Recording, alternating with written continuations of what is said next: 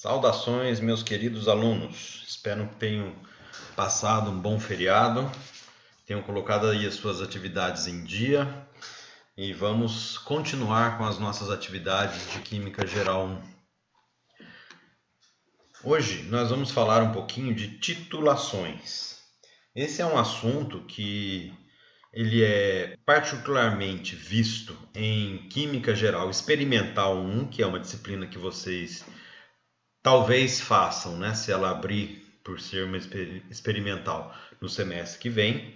Mas nós vamos falar um pouquinho de titulações já, porque nós vamos começar a ver exercícios, né, de cálculos estequiométricos que envolvem titulações. Então, para que vocês não fiquem sem saber do que o exercício está tratando, eu vou falar para vocês da teoria das titulações de forma bastante resumida, sem todos os detalhes que envolvem a técnica de titulação no laboratório, porque para nós o foco aqui são os cálculos. Mas, então vamos lá. Definição. O que é uma titulação? Titulação é um procedimento de laboratório que a gente usa para medir a concentração de uma solução através da reação do soluto que tem naquela reação com uma outra solução cuja concentração a gente conhece, certo? Então tem alguns termos importantes que a gente vai tratar aqui, né, que é importante que vocês saibam, que, por exemplo, existe dois termos fundamentais, a solução titulada e a solução titulante.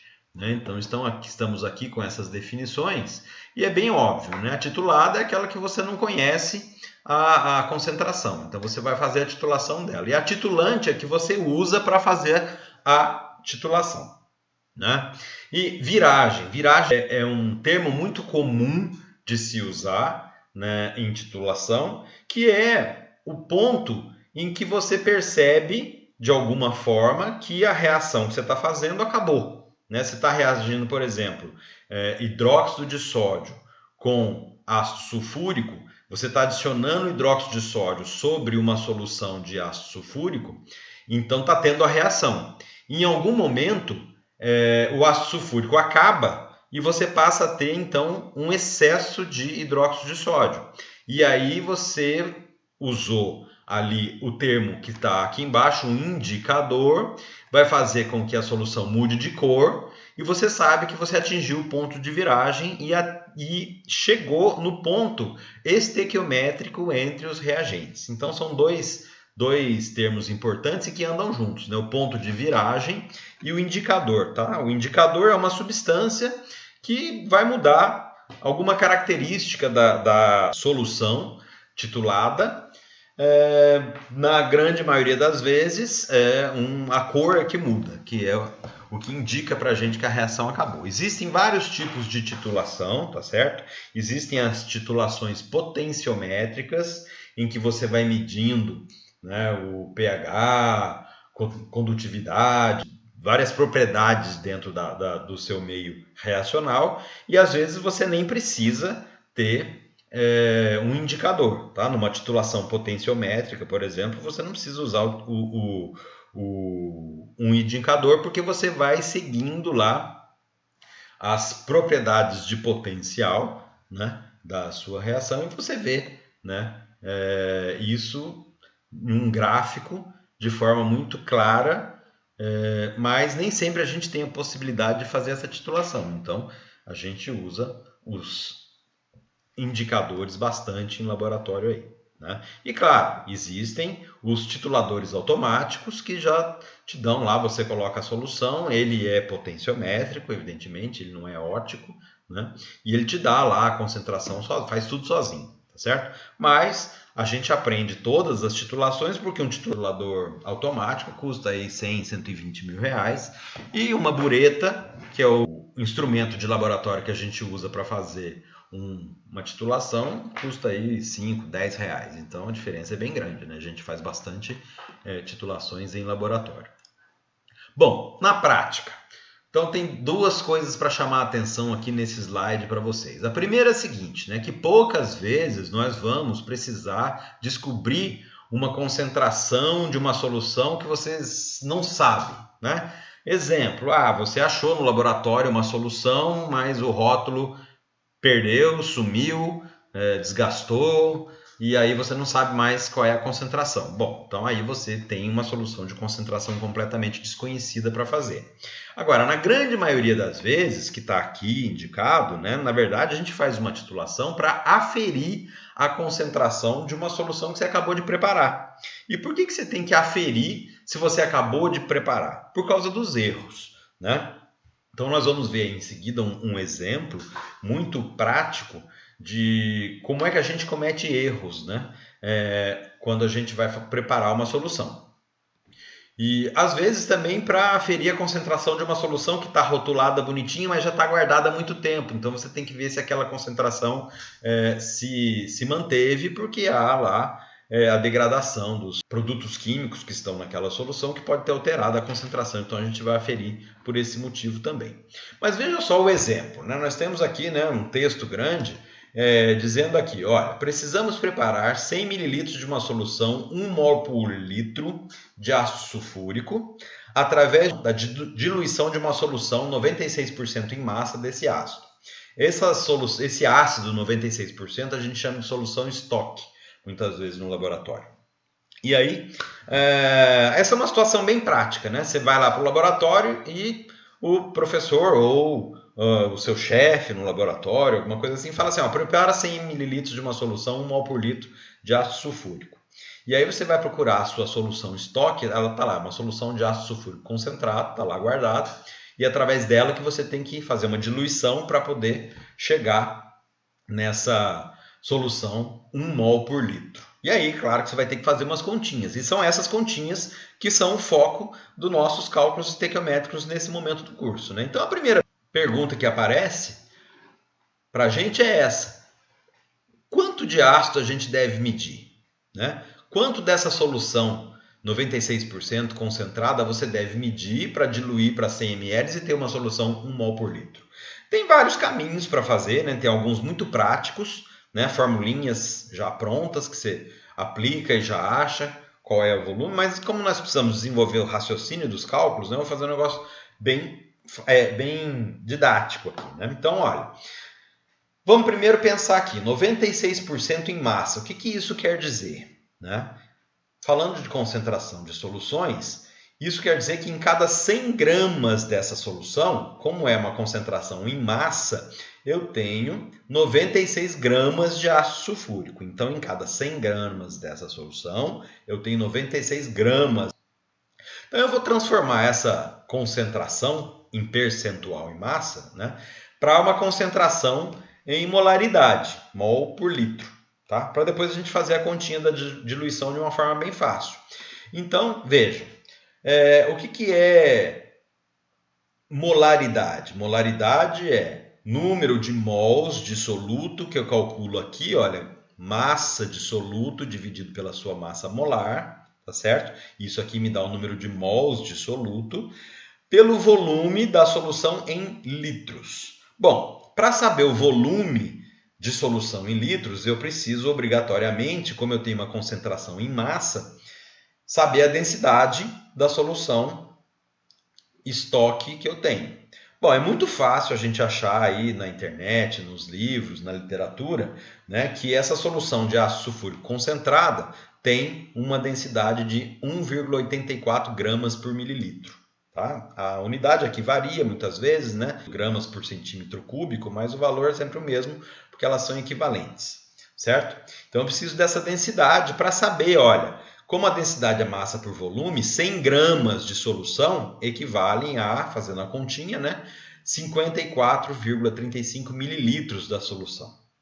E aí é fácil da gente calcular a molaridade. Eu tenho 96 gramas de soluto, que é a minha concentração em massa, dividido pela sua massa molar, 98, né, que é a massa molar do ácido sulfúrico, e dividido pelo volume que eu passei aqui para litro, né, 54,35 mililitros. Se eu dividir por 1000, eu tenho isso em litros. Fazendo essa continha aqui, né, eu vou ter grama cancela com grama, mol passa lá para cima, 18,02 mol por litro. Essa é a concentração molar da minha solução 96% em massa de ácido sulfúrico.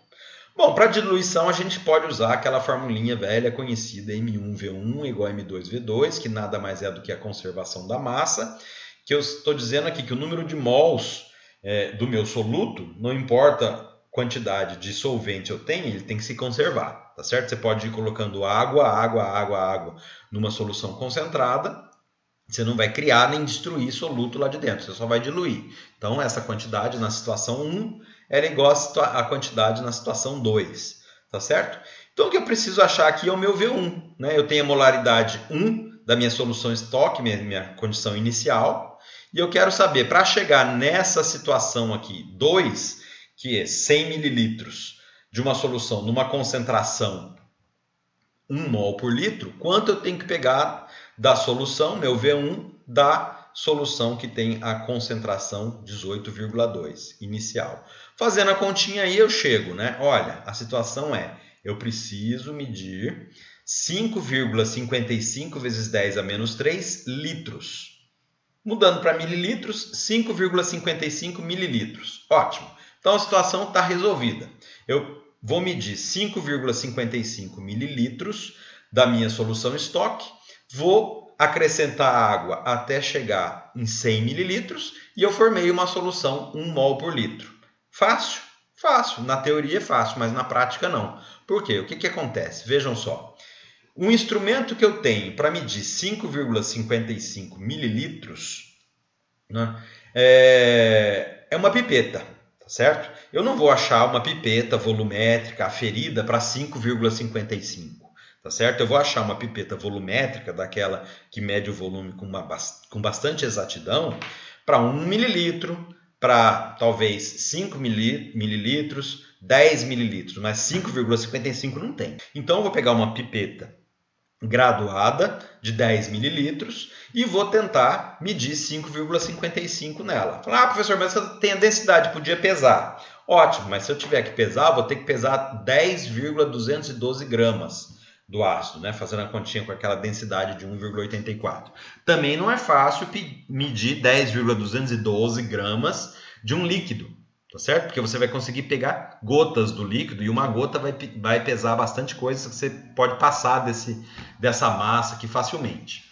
Bom, então, resumindo, a gente vai ter que medir 5, né? A foto aqui está mostrando, né, de 0 até 1, mas é mais ou menos aqui, olha, que a gente vai ter que colocar aquele menisco, né, lá entre os 5 e os 6, né, para medir 5,55 nessa posição aqui, olha, que é alguma coisa entre 0,5 e 0,6. Eu sei que entre 0,5 e 0,6, aqui eu tenho em algum lugar, mais ou menos na metade, o 0,55. Então eu vou fazer essa medida de 5,55 mililitros do ácido, vou transferir para um balão volumétrico de 100 mililitros, vou completar o volume com todas as técnicas de laboratório, né? Completa o volume até 90% do volume total, espero a temperatura se estabilizar, porque muitas diluições são endotérmicas ou exotérmicas, ou seja, altera a temperatura da solução e aí a temperatura ela influencia no volume, tá certo? Então eu tenho que esperar voltar a minha temperatura, a temperatura ambiente. Vejam aqui, ó, nessa pipeta está indicado que ela foi aferida a 20 graus. Então o volume que eu meço aqui é um volume que está correto a 20 graus. Muito bem. Se eu medir o meu líquido a 50 graus aqui, você vai medir um volume que depois que ele chegar a 20 graus vai dar outro, porque ele vai contrair na maioria das vezes, na maioria dos líquidos, tá certo? Muito bem. Então, chegamos aí ao ponto em que nós vamos medir 5,55, vamos diluir para 100 mililitros direitinho e formamos, teoricamente, uma solução quase que, ou aproximadamente, né, 1 mol por litro. Por quê? Porque você pode ter errado no 5,55, você pode ter medido 5,52, 5,59, alguma coisa assim, e esse volume não está correto. E na hora de acertar o volume para 100 mililitros, claro, você pode ter feito muito próximo dos 100 mililitros, porque você tem um balão volumétrico, que tem um risquinho lá que diz onde é 100 mililitros, a sua temperatura está na temperatura exatamente igual a qual ele foi aferido, mas também tem um erro visual do menisco, né, que é aquele risquinho lá da parte de baixo do líquido, que você faz coincidir com o risquinho que tem no balão volumétrico, mas você pode ter colocado um pouquinho acima, um pouquinho abaixo e ter aferido o seu volume para 99,5, 100,2, alguma coisa assim. Então tem esses erros que a gente não consegue se livrar deles e por isso você vai fazer, na prática, uma solução que tem uma concentração aproximadamente 1 mol por litro. Por isso você vai ter que aferir essa concentração. E a gente vai fazer essa aferição usando uma solução padrão, ou seja, uma solução de concentração conhecida. Nesse caso aqui, né, como eu estou preparando uma solução de ácido sulfúrico, eu vou fazer através de uma titulação ácido-base. Vou pegar uma solução padrão de NaOH de concentração 1 mol por litro, que já foi aferida, sei que essa concentração é essa mesma, e vou fazer uma titulação, ou seja, vou fazer uma reação do ácido com a base. Vou medir quanto de base eu preciso para reagir com aquele meio ácido que eu acabei de preparar e vou descobrir qual é a concentração real dele. Então, olha, na prática é isso aqui que a gente vai fazer. Olha, a ilustração é essa, né? Você vai medir com uma pipeta volumétrica, né, que tem uma exatidão melhor, 20 ml da sua solução ácida, vai transferir para um Erlenmeyer, que é um vidro de laboratório que tem esse formato aqui, que ele é específico para fazer titulação, porque você pode agitar sem ter o grande risco de cair gotas para fora, né? Porque a boca dele é mais estreita aqui do que o fundo. Aqui você vai pegar uma bureta de 50 ml, vai completar com a sua solução titulante, que no nosso caso é a solução 1 mol por litro de NaOH. Vai adicionar aqui algumas gotas do indicador, nesse caso aqui a gente usa fenolftaleína, que é uma substância que é com pH acima de 8,2 mais ou menos, ou seja, excesso de base. Ela é cor de rosa, dessa corzinha aqui, e abaixo disso ela é transparente. Então você vai ter, aqui está azulzinho, né, para mostrar que tem líquido, mas é uma solução transparente. Então você vai ter a sua solução transparente aqui e você vai começar a gotejar o NaOH. O que começa a acontecer? Começa o NaOH se reagir com o ácido sulfúrico. A gente sabe que essa reação é uma reação de neutralização. Olha, o NaOH reage com o ácido sulfúrico, forma o sulfato de sódio e água, né? Então some ácido, some base, e você vai ter uma mistura de sal e água, tá certo? Então, enquanto você tem ácido aqui dentro, quando você goteja NaOH, ele reage imediatamente com o ácido e se desfaz, né? Ou seja, não tem mais base e vai consumindo o ácido. Vai chegar um momento em que você está quase no finzinho do ácido que tem aqui dentro. O que acontece? A hora que acabou o ácido aqui dentro, a próxima gota que você colocar de NaOH não tem com quem reagir. Então, a sua solução passa a ter excesso de base. Tendo excesso de base, o pH dela sobe para cima de 7, 8 e tal. O indicador entra em ação, muda a cor da solução, você sabe que a sua reação acabou. Ótimo. Então, nesse momento, você mede aqui o volume, quanto você gastou da sua solução padrão para ter feito essa titulação. E aí, você vai para as contas. As contas você tem lá, digamos que, né, você gastou 41,2 ml de NaOH na sua titulação. Então, em uma solução 1 mol por litro, quanto nós temos? Né? Nós temos, fazendo a continha, né, olha, 41,2 vezes 10 a menos 3 litros, mudei a unidade aqui, vezes a concentração 1 mol por litro, a gente vai ver que a unidade cancela, né, mol vai prevalecer porque cancelou litro com litro. Então, eu tenho 41,2 vezes 10 a menos 3 mols de NaOH gastos para titular a minha solução titulada, né, de ácido sulfúrico. A reação tem essa estequiometria aqui, né? 2 NaOH para 1 ácido sulfúrico, porque eu tive que fazer esse balanceamento, né? Então, aqui eu posso fazer a estequiometria direto com mol. Olha só, eu tenho aqui 41,2 vezes 10 a menos 3 vezes 1 dividido por 2 me dá o valor do X.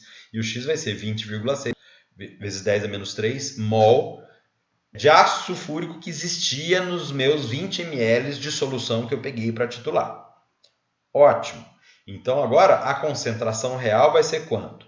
Vai ser quanto eu tenho, né, número de mols por volume. Quanto eu tenho realmente de ácido sulfúrico, que eu acabei de determinar, eu tenho 20,6 vezes 10 a menos 3 mols. E em que volume eu tenho isso? Eu tenho isso em 20 ml, que foi o que eu peguei aqui. Olha, eu peguei 20 ml da solução titulada, tá certo? Então a minha amostra tem 20 ml. Então, o número de mols dividido pelo volume vai me dar exatamente a concentração em mol por litro. Fazendo essa continha aqui, eu tenho 1,03 mol por litro. Ok? Então, eu tentei fazer uma solução 1 mol por litro. Por causa dos erros de medida que são impossíveis de driblar, eu preparei uma solução 1,03 mol por litro. Então, você vai rotular a sua solução com 1,03 mol por litro. Ou então, muitas vezes, né, mais antigamente, o pessoal usava muito a história de um fator. Você coloca lá, ácido sulfúrico 1 mol por litro, fator 1,03. Ou seja, quando você multiplica o fator por 1, você tem a concentração real, que dá na mesma, né? Então, você preparou uma solução que está 3%, né? Na prática, ela está 3% longe daquilo que você queria fazer. Foi muito bom, né? Porque é uma solução que está bem próximo, mas é o que dá para a gente fazer em laboratório. Gente, os exercícios que nós vamos fazer daqui para frente vão falar bastante de titulação. Então, toda vez que eu falar de titulação, é muito importante que vocês criem a imagem mental disso daqui. Olha, é isso aqui que está sendo feito. Eu tenho um volume de uma amostra de concentração que eu não conheço. Eu vou pegar um volume de uma solução que eu conheço a concentração, vou medir quanto preciso para fazer a reação estequiométrica. Através desse volume aqui, de uma concentração conhecida, eu acho o número de mols que eu tenho da minha solução titulante e, através da estequiometria da reação, eu consigo achar quanto de mols eu tenho da minha solução titulada. Sabendo o volume e número de mols da solução titulada, eu acho a concentração da solução titulada. É isso que nós vamos fazer em vários exercícios, logo já em seguida. Continuando aí, vamos então a um exemplo. Um exemplo de exercício que usa titulação, como nós acabamos de ver, mas é essencialmente um exercício de cálculos, estequiometria e balanceamento. Então, o enunciado diz assim: a concentração do íon manganês mais 2, né, em uma solução pode ser determinada pela sua reação com o íon permanganato em meio básico, segundo a reação abaixo. E aí é dada esta reação aqui, obviamente que ela não está balanceada, né? E a reação é dada na forma iônica representativa. Então é o manganês reagindo com permanganato, dando MnO2. Uma amostra de 25 ml de uma solução contendo Mn mais 2 reagiu com exatamente 39,21 ml de solução de permanganato de potássio de concentração 0,04261 mol por litro. Determine a concentração do íon Mn2+, né, em mol por litro, na amostra. Muito bem, tem uma água aqui que não deveria estar, já tirei. O que nós temos que pensar? Que temos que fazer uma titulação, certo? A nossa solução titulada é a solução de 25 ml que contém o íon manganês, cuja concentração nós não conhecemos, e a nossa solução titulante é a solução de permanganato de potássio, da qual nós gastamos 39,21 mililitros. Então, nós sabemos a concentração da solução de permanganato e sabemos o volume gasto. Quando nós sabemos concentração e volume gastos, nós podemos calcular quanto de permanganato foi usado. a partir da estequiometria da reação, eu posso calcular quanto de manganês tinha na solução titulada. Só que para eu fazer esta conta, eu preciso dos coeficientes estequiométricos dessa reação e por isso eu preciso balanceá-la. Então vou fazer o balanceamento pelo método íon-elétron. Então vamos escrever aqui a primeira coisa, as duas semi-reações. Então eu tenho Mn2+, dando MnO2, e MnO4- dando MnO2, porque só tem um produto aqui, quer dizer que tanto a redução quanto a oxidação levam ao mesmo produto aí, que é o óxido de manganês. Começando esse balanceamento, eu tenho que lembrar que o primeiro passo é dividir a reação em duas semi-reações, o segundo passo é balancear todos os íons diferentes de oxigênio e hidrogênio. Então, manganês aqui eu tenho 1 e 1, e aqui nessa reação de baixo eu também tenho 1 e 1. O próximo passo é balancear os oxigênios através da adição de moléculas de água. De cima eu tenho, se eu tenho aqui 2 oxigênios, eu adiciono duas águas aqui. Quando eu adiciono duas águas aqui, eu tenho que adicionar 4H+ do lado de lá. Na reação de baixo, eu tenho 4 oxigênios aqui, 2 aqui, portanto, faltam 2 oxigênios, eu adicionei 2 águas aqui. Com a adição de 2 águas, são 4 hidrogênios aqui, eu tenho que adicionar 4 hidrogênios aqui. Próximo passo é fazer o balanceamento eletrônico, já que o balanceamento material nós já fizemos. Então, vejam, nós temos aqui deste lado uma carga total de +2 e aqui deste lado uma carga total de +4. Para igualar as cargas, o que eu tenho que fazer? Eu tenho que adicionar 2 elétrons do lado de cá, porque +4 com +2 elétrons que são negativos vai ficar +4 com -2, +2 e fica a carga igual do lado de cá. A mesma coisa embaixo, né? Eu tenho uma carga total aqui deste lado de +4 com -1, +3. E do lado de cá a carga é 0. Portanto, eu tenho que adicionar 3 elétrons do lado de cá. O próximo passo é cancelar os elétrons. Só que para cancelar os elétrons eu preciso ter quantidades iguais de elétrons. Aqui nessa semi-reação e nesta. E neste caso de balanceamento, eu tenho 3 elétrons aqui e 2 elétrons aqui. Portanto, eu tenho que dar um jeito nessas equações, né, nessas reações, para que eu fique com a mesma quantidade de elétrons. Esse jeito é o quê? É multiplicar a reação de cima por 3 e a reação de baixo por 2. Se eu fizer isso, 3 vezes 2 eu fico com 6 elétrons aqui, e aqui 2 vezes 3 eu fico com 6 elétrons aqui. Claro que eu multiplico todo mundo junto, né? Então, nós ficaremos com a reação deste jeito, já multiplicada de cima por 3 e de baixo por 2, ela está copiada aqui embaixo, já com as devidas multiplicações. E aí eu fiquei com 6 elétrons aqui e 6 elétrons aqui, tá vendo? Então eu posso agora cancelar esses elétrons.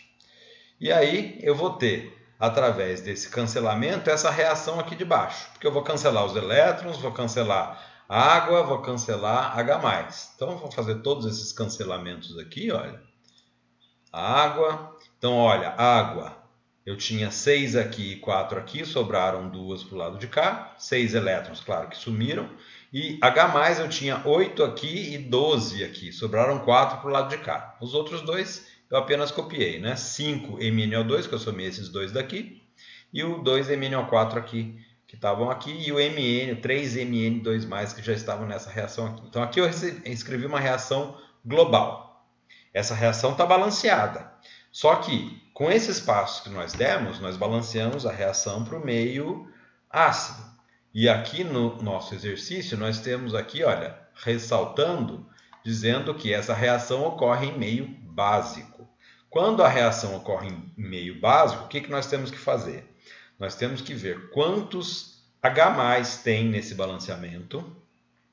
E aqui eu tenho 4, e eu tenho que adicionar OH- dos dois lados da reação para não alterar o balanceamento, tá certo? na mesma quantidade de H+. Então, vou fazer isso, 4OH- de cada lado, e eu fico com a reação desse jeito, não alterei o balanceamento. Aqui, olha, 4H+ com 4OH-, na realidade, são 4 águas, tá certo? Nesse balanceamento aqui, eu tenho 4 águas. Aí, essas águas daqui, eu cancelo com as águas daqui. Então, essas duas águas daqui vão sumir, e aqui vão sobrar 2 águas. E eu vou ter uma reação definitiva escrita desta forma. Aqui eu tenho 4OH- mais 3MN2+, mais 2MnO4, dando 5MnO2 mais 2 águas. Ótimo. Neste momento, então, eu tenho a minha reação final.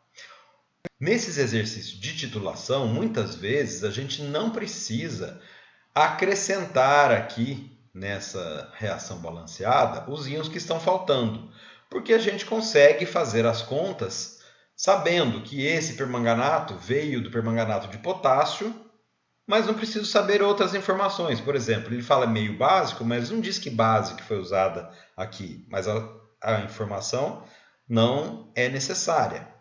Ele diz que você está titulando um íon Mn2+, quer saber a concentração dele, mas não diz que sal é esse, né? Pode ser um carbonato de manganês, um cloreto de manganês, não interessa. Se essas informações não foram dadas, não tem como a gente alterar mesmo.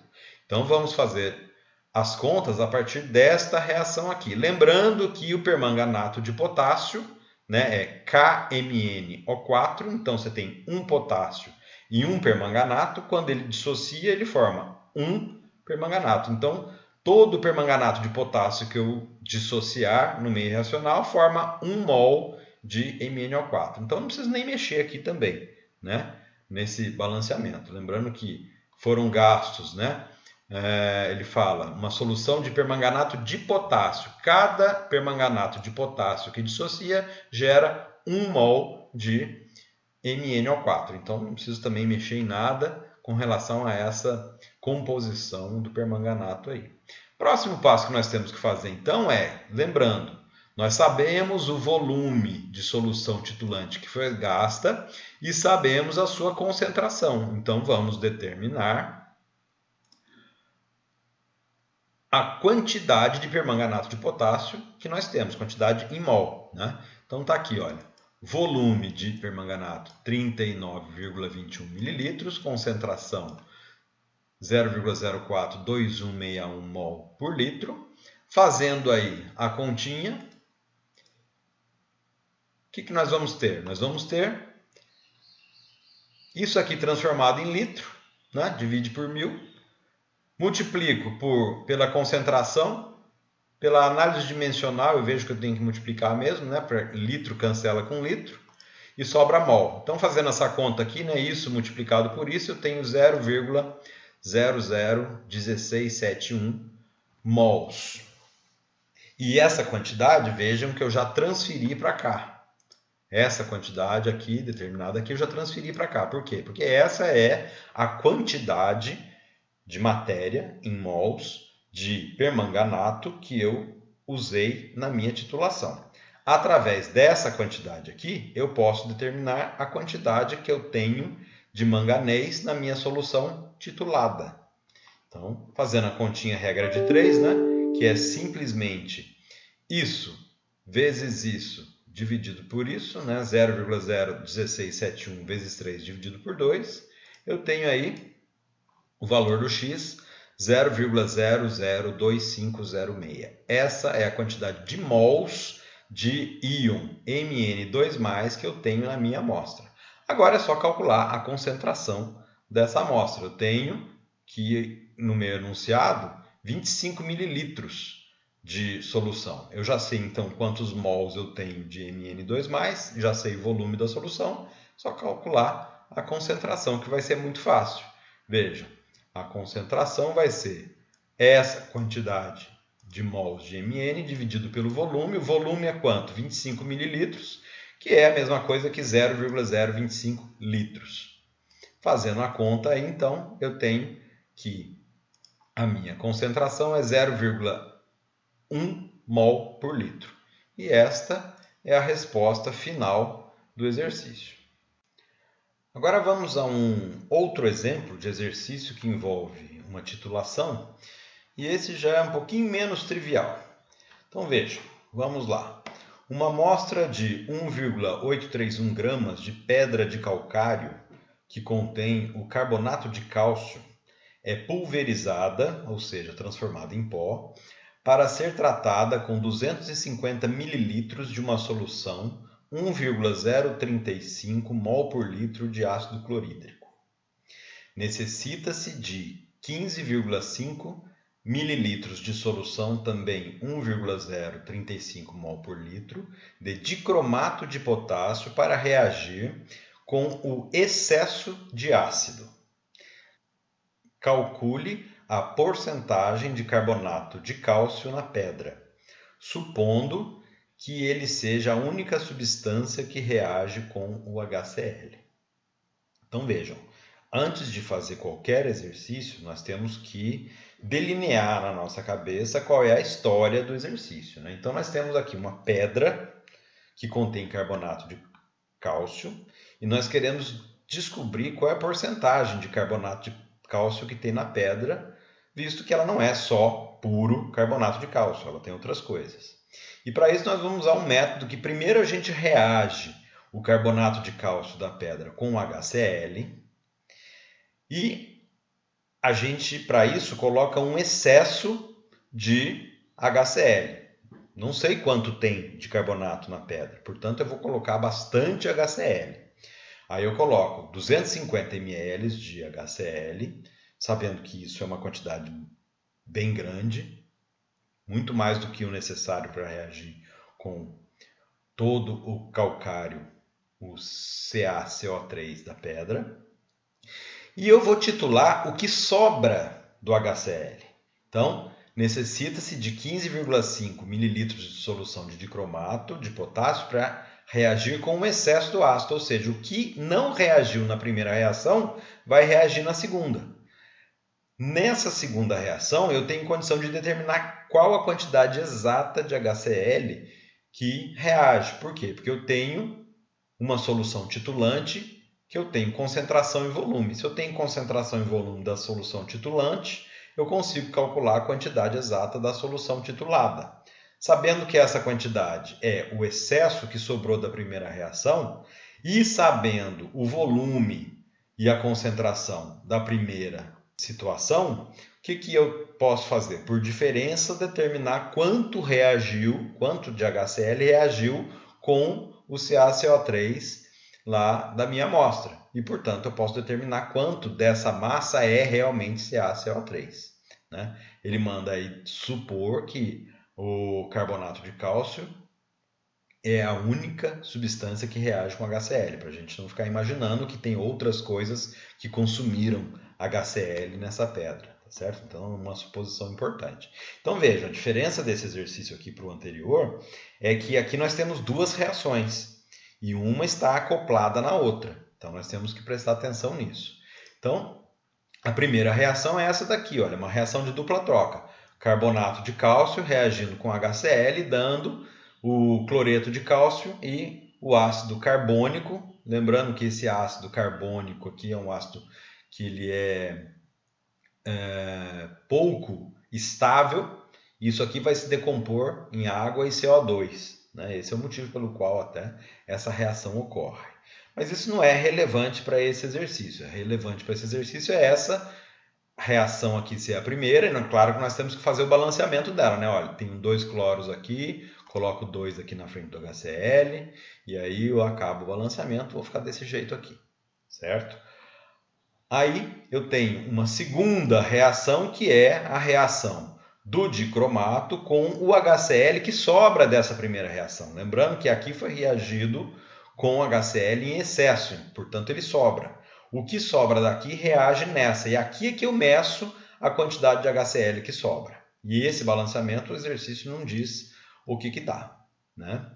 Então nós temos que fazer, mas nós temos condição de fazer esse balanceamento via decomposição do agente oxidante, porque esse é um oxidante que a gente tem na tabela e o HCl, um redutor que a gente tem na tabela também. Então, fazendo esse balanceamento, né, nós vamos lá copiar a reação do oxidante da tabela, está aqui, né, de cromato, que se decompõe em K2O, Cr2O3 e 3 oxigênios moleculares aqui, né, esses oxigênios aqui que na verdade carregam os elétrons, nós conhecemos esse método.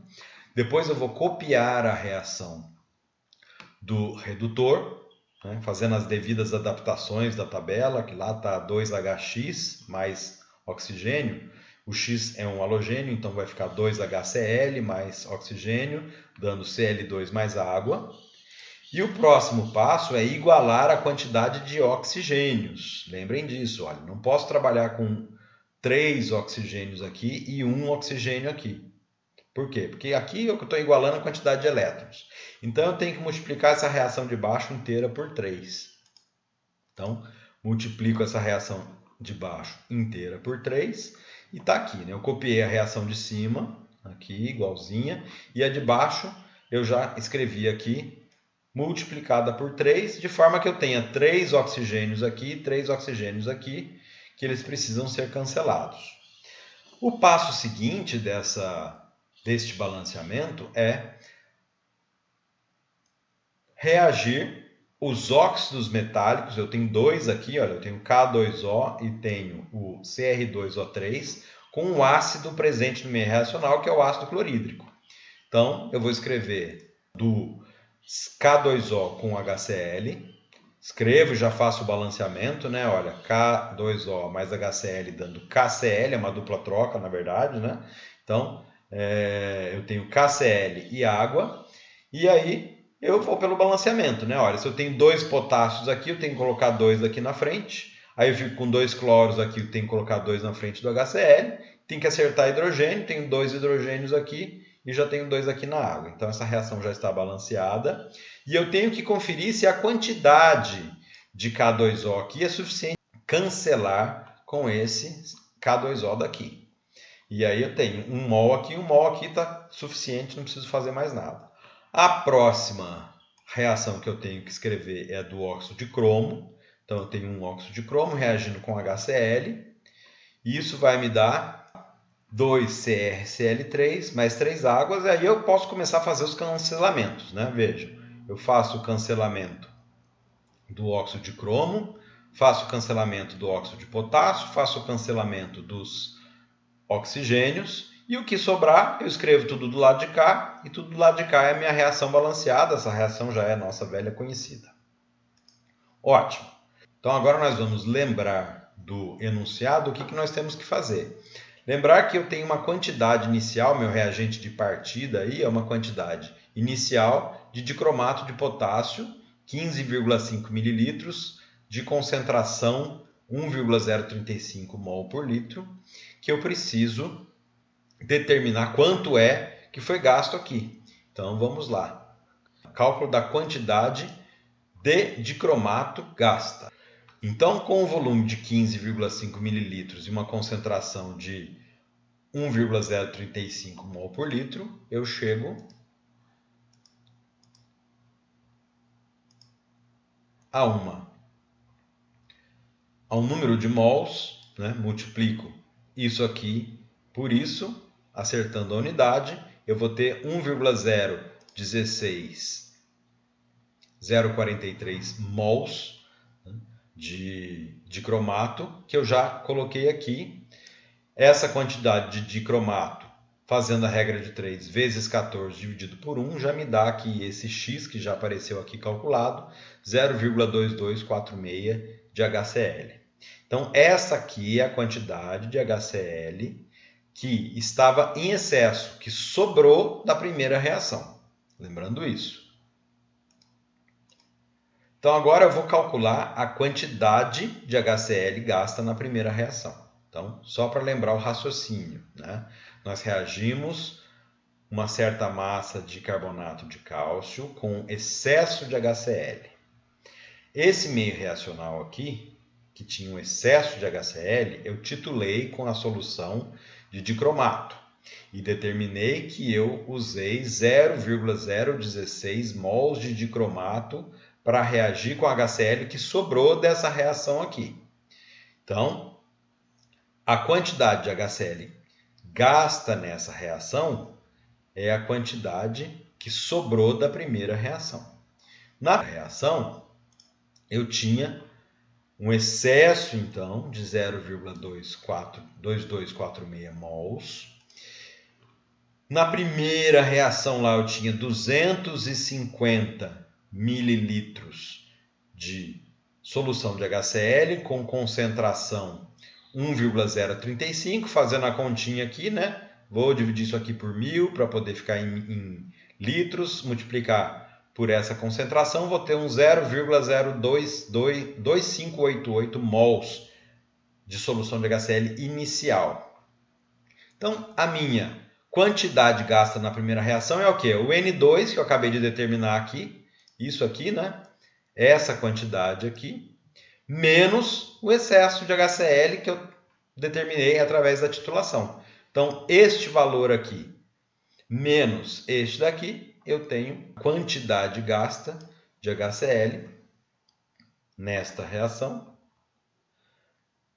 igual a isso que eu acabei de determinar, menos o que eu gastei na segunda reação, é o que eu tinha usado na primeira, 0,03416 mols, que já está aqui nessa reação, certo? Através dessa estequiometria aqui, eu posso então determinar quanto de CaCO3 eu tinha na primeira reação. E esse Y aqui calculado me dá, né? Isso vezes 1 dividido por 2, 0,01708 mols. Agora eu preciso acertar essa resposta, né? Porque ele não pede a quantidade, né? Ele pede a porcentagem de carbonato na pedra. Eu tenho a massa da pedra. Então vamos fazer esse cálculo. Veja, cálculo da porcentagem de CaCO3 na pedra. Então, a minha quantidade molar de CaCO3 é esta. A massa molar é 100 gramas por mol. Se eu multiplicar essa quantidade por 100, eu tenho a massa. Então, eu tenho 1,78 gramas de CaCO3 na minha amostra. A minha massa de amostra é 1,18831. Então, a porcentagem simplesmente é a massa que eu acabei de determinar dividido pela massa total vezes 100. E aí eu tenho, então, a minha resposta final, 93,27% de carbonato de cálcio na minha amostra.